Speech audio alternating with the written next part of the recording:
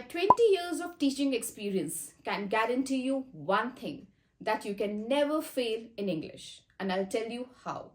Watch this video very carefully. The pattern is same for 9th class students as well. अभी तक कोई preparation नहीं है, अभी तक हम एज्यूम करते हैं कि हमने कोई तैयारी नहीं करी, इंग्लिश को हमने अनइम्पॉर्टेंट सब्जेक्ट समझा, अब डर लग रहा है कि इतना सिलेबस होगा कैसे, हम इंग्लिश में पास कैसे होंगे. So see here very carefully. Reading section 20 marks का होता है. We have two passages 10 + 10, 20 marks का रीडिंग सेक्शन. ग्रामर 10 मार्क्स की.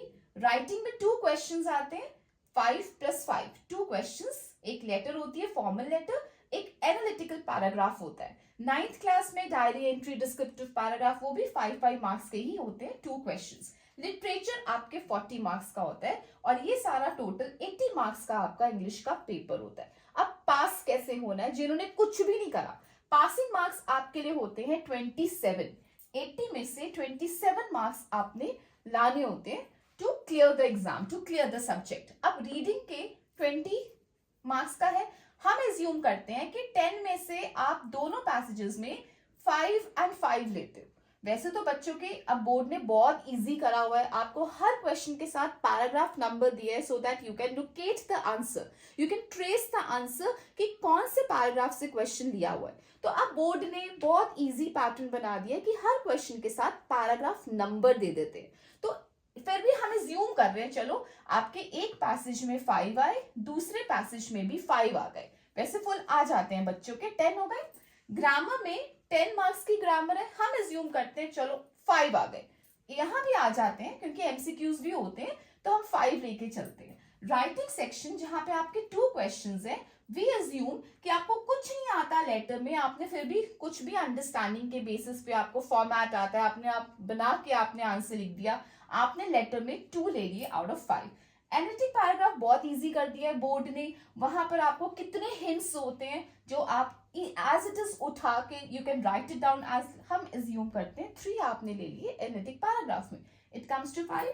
राइटिंग सेक्शन 10 था, आपने 5 ले लिए. लिटरेचर 40 मार्क्स का लिटरेचर होता है जिसमें आपकी 10th में 2 बुक्स हैं, footprints without feet and first flight. एक बुक से 17 मार्क्स का पेपर आता है. तो जिन बच्चों ने कुछ नहीं करा ना, वो ये बुक तैयार कर लो, फुटप्रिंट्स विदाउट फीट, अच्छी तरह से तैयार कर लो, कुछ ना कुछ तो आएगा ना आपको.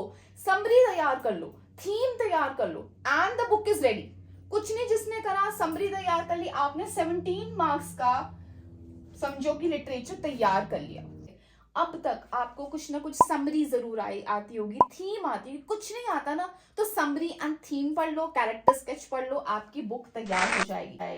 अभी तक आई एज्यूम कि आपको कुछ ना कुछ तो इसमें से आता ही है. तो 40 में से मैंने एज्यूम करा, देखो 40 मार्क्स के लिटरेचर है इंक्लूडिंग दीज 2 बुक्स, मैंने उसमें से 20 लिए, मिनिमम टू मिनिमम 20 लिए. अब हम इसको कैलकुलेट अगर करेंगे, 10 रीडिंग सेक्शन जो 20 था 10 आ गए. ग्रामर जो 10 मार्क्स की थी 5 यू हैव गॉट. राइटिंग 10 की थी, मैंने 5 लिखी है, मिनिमम लिखा है मैंने. लिटरेचर 40 में से मैंने 20 लिखा है. इन सबको कैलकुलेट करा तो आपके 40 मार्क्स आ गए. पासिंग कितने हैं? 27 और आए कितने हैं? 40. जो कहते हैं ग्रामर नहीं आती, ग्रामर नहीं आती, चलो मैं ग्रामर भी माइनस कर देती हूँ. मैं -5 कर रही हूँ ग्रामर के. It comes to be 35. अभी भी 35 है, अभी भी पासिंग से आप बहुत ज्यादा ऊंचे हो. So see you can never fail in English. आपने क्या करना है कि लिटरेचर एटलीस्ट समरी वगैरह दोनों बुक्स में से समरी कर लो, थीम कर लो, एंड लिटरेचर रेडी हो गया. So you can never fail in English. See, so this is the pattern which is very easy pattern, and board has made English very easy. So nobody can fail in English. So simple, right in front of you. My next topic will be on inquiry letter. मैं inquiry and placing order ये letters का PDF drop करूंगी. उन 2 letters को तैयार कर लो. कुछ भी क्वेश्चन आ जाए, कैसे मोल्ड करके लिखना है, I'll be telling you in my next video.